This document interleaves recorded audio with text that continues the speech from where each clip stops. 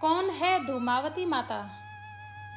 क्यों चढ़ाया जाता है नमकीन प्रसाद? सुहागिन स्त्री इनके दर्शन क्यों नहीं कर सकती? माँ बगलामुखी को पीला रंग क्यों पसंद है? माँ ने कौन से युद्ध में दिखाया चमत्कार? देश के बड़े बड़े राजनेता क्यों करते हैं यहाँ गुप्त पूजा? इन्हीं सारे प्रश्नों के उत्तर हम आज की इस वीडियो में जानेंगे, तो अंत तक इस वीडियो में मेरे साथ बने रहिएगा।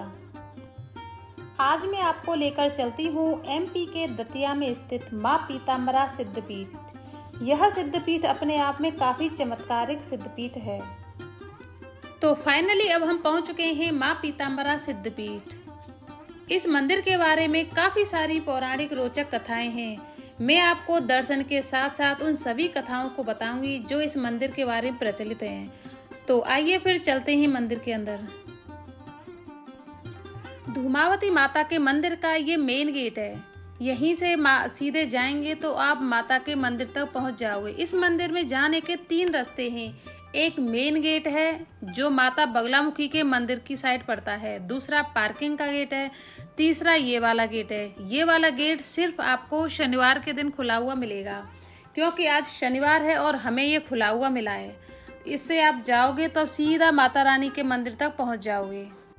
मैं आपको दिखाती हूँ कितना सुंदर है अंदर से मंदिर।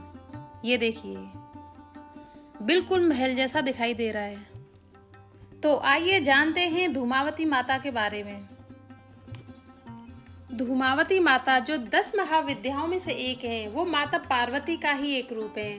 पुराणों के अनुसार एक बार माँ पार्वती को बहुत तेज भूख लगती है, किंतु कैलाश पर उस समय कुछ न होने के कारण वे अपनी भूख शांत करने के लिए महादेव के पास जाती हैं और उनसे भोजन की मांग करती हैं। किंतु उस समय महादेव अपनी समाधि में लीन होते हैं। माँ पार्वती के बार बार निवेदन करने पर भी शंकर जी ध्यान से नहीं उठते और वे ध्यान मुद्रा में ही मग्न रहते हैं। माँ पार्वती की भूख और तेज हो जाती है और वे भूख से व्याकुल उठती हैं। परंतु जब माँ पार्वती को खाने की कोई चीज नहीं मिलती, तब वे भगवान शिव को ही निगल जाती हैं। भगवान शिव के कंठ में विष होने के कारण माँ के शरीर से धुआं निकलने लगता है। उनका स्वरूप श्रृंगार विहीन तथा विकृत हो जाता है तथा माँ की भूख शांत हो जाती है। भगवान शिव माया के द्वारा माता पार्वती के शरीर से बाहर आते हैं और माँ पार्वती के धुएं से व्याप्त स्वरूप को देखकर कहते हैं कि अब से आप इसी रूप में पूजी जाओगी। इसी कारण माँ पार्वती का नाम धूमावती पड़ा। और भगवान शिव कहते हैं कि मुझे निगलने के कारण अब आप विधवा हो गई हो, इसलिए तुम्हारे इस स्वरूप के दर्शन सुहागिन स्त्री नहीं कर पाएंगी। यही कारण है कि सुहागिन स्त्री माता के दर्शन करने से डरती है। माता के इसी उग्र स्वरूप की वजह से माता को नमकीन प्रसाद चढ़ाया जाता है। आज मंदिर में भीड़ बहुत है। माता बगलामुखी के दर्शन हम आज नहीं कर पाए, इसीलिए हम मॉर्निंग में फिर आएंगे। तो हम आपसे फिर मॉर्निंग में मिलते हैं। तब तक के लिए गुड नाइट।